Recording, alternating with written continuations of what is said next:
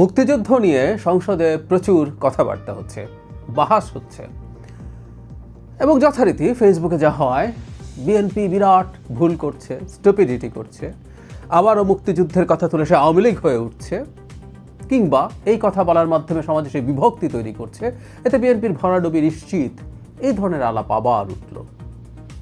আগেও বলেছি, আবারও বলি, যারা এই কথাগুলো বলছেন তারা বিএনপিকে পছন্দ করেন না, তারা বিএনপি বিরোধী মানুষ, কিন্তু আবার এই কথা বলার সময় মনে হয় তারা ভীষণ বিএনপির শুভাকাঙ্ক্ষী। আমি রাদার বলি, বিএনপির রাজনীতি যারা পছন্দ করেন না, বা উল্টো সরাসরি যদি বলি তারা জামাতপন্থী লোকজন, তো খুশি হওয়া উচিত। মুক্তিযুদ্ধের কথা বলে বিএনপি ডুবলে ডুবুক, সমস্যাটা কোথায়? এটা তাদের জন্য ভালো। একটু প্রেক্ষাপটটা বলে নেওয়া ভালো। আমরা যারা পার্লামেন্টের দিকে খোঁজ খবর রাখছি খেয়াল করব, গতকালের আগের দিন জনাব আন্দালিব রহমান পার্থ এবং জনাব ফজলুর রহমান, এই দুজন মুক্তিযুদ্ধকে কেন্দ্র করে বিশেষ করে জামাতকে খুব স্ট্রংলি, টাফভাবে টার্গেট করে বক্তব্য দিয়েছেন। বিদ্রুপ এবং তথ্য নানান কিছু মিলে জামাতকে বেশ কঠোর ভাষায় তারা আক্রমণ করেছেন। পরের দিন মানে গতকাল দেখলাম আইনমন্ত্রী, স্বাস্থ্যমন্ত্রী, তথ্যমন্ত্রী, আমি যতটুকু দেখেছি কয়েকটা অন্তত আমার চোখে পড়েছে, তারাও মুক্তিযুদ্ধকে খুবই ফোকাসে রেখে কথাবার্তা বলেছেন। এবং বলা বাহুল্য, মুক্তিযুদ্ধের আলাপ যখন আসবে তখন জামায়াতে ইসলামীকে টার্গেট করে কথা বলা হবেই বলেছেন। আবারও সেই আলাপ নিশ্চয়ই মাঠে নামানো হবে। বিএনপি তো শেষ হয়ে গেল, মানে করে জামাত, সমর্থন করে জামাত, জামাতকে ক্ষমতায় আনানোর জন্য সব রকম চেষ্টা নির্বাচনের আগে করেছে, কিন্তু নির্বাচনের আগেও বলা হয়েছিল এই মুক্তিযুদ্ধের কথা বলে বিএনপি ভরাডুবি ঘটবে। আমরা নিশ্চয়ই খেয়াল করেছি মাননীয় প্রধানমন্ত্রী, তখনকার দলের প্রধান, অনেকগুলো ভাষণে এই মুক্তিযুদ্ধের আলাপ এনেছেন।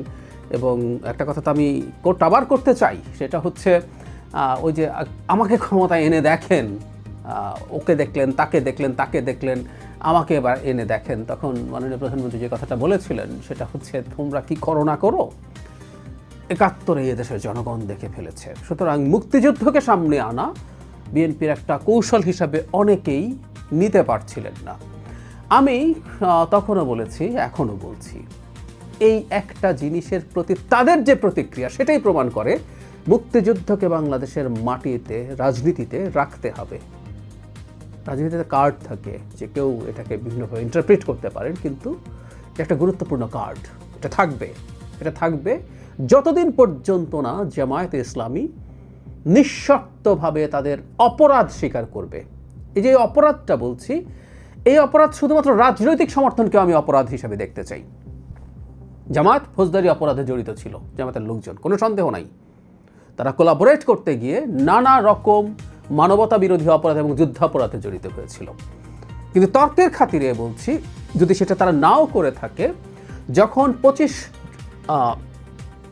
মার্চ রাতে, মানে 26 মার্চ হয়ে গেল, এই জাতির ওপরে যখন মারাত্মক ধ্বংসযজ্ঞে, হত্যাযজ্ঞে নেমে আসলো পাকিস্তান মিলিটারি, তারপরও তথাকথিত রাজনৈতিক সমর্থন দেওয়ার চাইতে বিভৎস কিছু হতে পারে না। এই তথাকথিত রাজনৈতিক সমর্থন itself is a crime, is a criminal offence. সেটা স্বীকার করে মাফ চেয়ে আসার আগ পর্যন্ত এই আলাপটা চলবে। মজার ব্যাপারে তা আওয়ামী লীগ হয়ে যাবে, ওটা হয়ে যাবে, সেটা হয়ে যাবে, বিএনপি ভরাডুবি ঘটবে। ঘটেছে কি? ঘটে নাই। বিএনপি বেশ ভালো বিজয় পেয়েছে, বেশ বড় বিজয় পেয়েছে। প্রতিদ্বন্দ্বী মানে বিদ্রোহী ক্যান্ডিডেট যদি না থাকতো, আমি এই তথ্যটা হয়তো অনেকেই জানেন যে বিদ্রোহী থাকায় ভোটের সরল যে পাটিগণিত, তাতে দেখা গেছে 28 জন বিএনপি প্রার্থী জিততে পারেননি 28টা সিটে। এর মধ্যে 7 জন হচ্ছে স্বতন্ত্র যারা বিএনপি করেন, আর 21টা সিট জামাত পেয়ে গেছে, যেখানে বিএনপি এবং স্বতন্ত্র প্রার্থীর মধ্যে ভোটের কাটাকাটি ঘটেছে।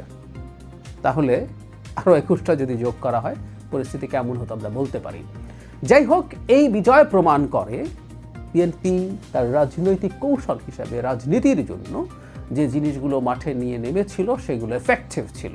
ওই যে বললাম, জামাত করেন তারা, জামাতের শুভাকাঙ্ক্ষী শুধু নন, তার পক্ষে অ্যাক্টিভিজম করে জামাতকে ক্ষমতায় নিয়ে আসার চেষ্টা যারা ছিলেন, তারা নাকি কান্না কাঁদছিলেন যে বিএনপির তো ক্ষতি হয়ে গেল, বিএনপি তো ডুবে গেল, কেন মুক্তিযুদ্ধের কথা, বিএনপি কেন আওয়ামী লীগ হয়ে উঠছে, বিএনপি কেন বিভাজন তৈরি করছে।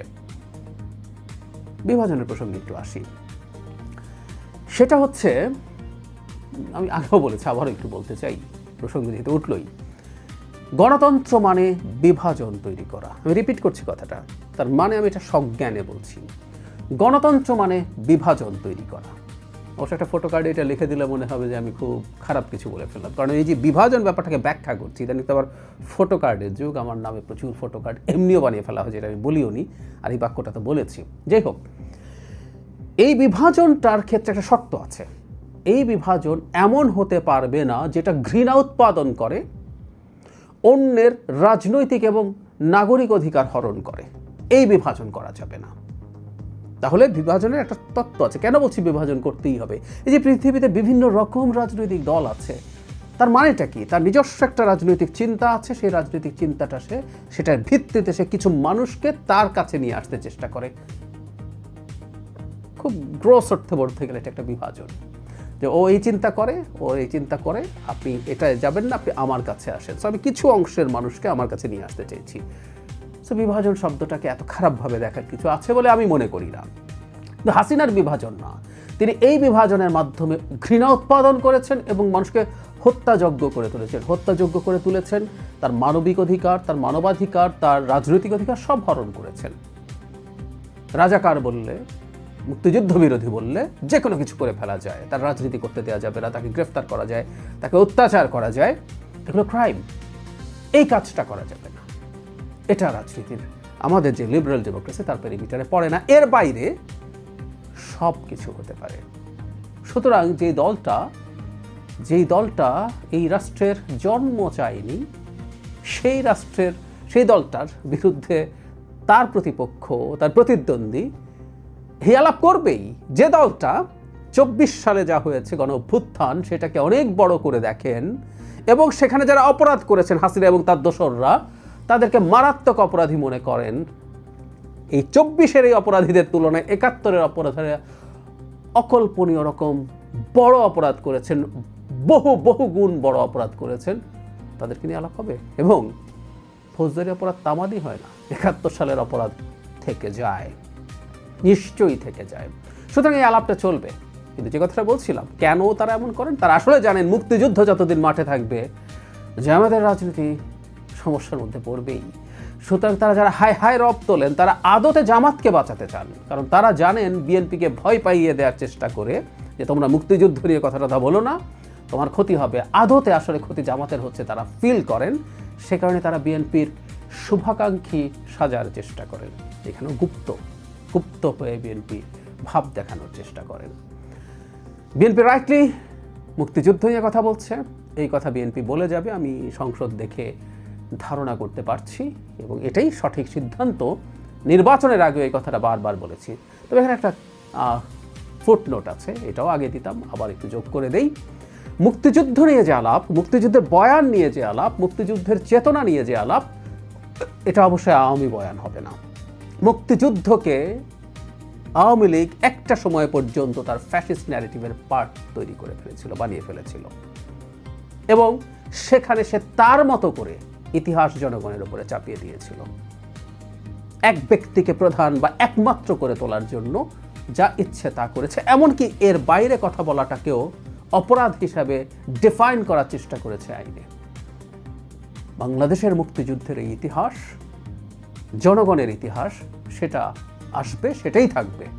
কিন্তু আমরা যখন মুক্তিযুদ্ধের কথা বলি, ইতিহাসের কথা বলি, চেতনার কথা বলি, সেটা আওয়ামী মুক্তিযুদ্ধের ইতিহাস বা চেতনার কথা বলি না, এটা জনগণের এবং সর্বজনীন ইতিহাস এবং চেতনার কথা বলি। সুতরাং সেটা চলবে, এবং সেটা যতই চলবে ততই বিএনপির তথাকথিত শুভাকাঙ্ক্ষীরা এসে বিএনপিকে সতর্ক করার চেষ্টা করবেন, এবং যতবার তারা সেটা করবেন, বিএনপির বোঝা উচিত হবে তারা ঠিক সঠিক পথে আছেন। মুক্তিযুদ্ধ নিয়ে কথা বলতে হবে, এবং তাদের ভাষায় যে বিভাজনের কথা বলছেন সেটাকে কেয়ার করা যাবে না।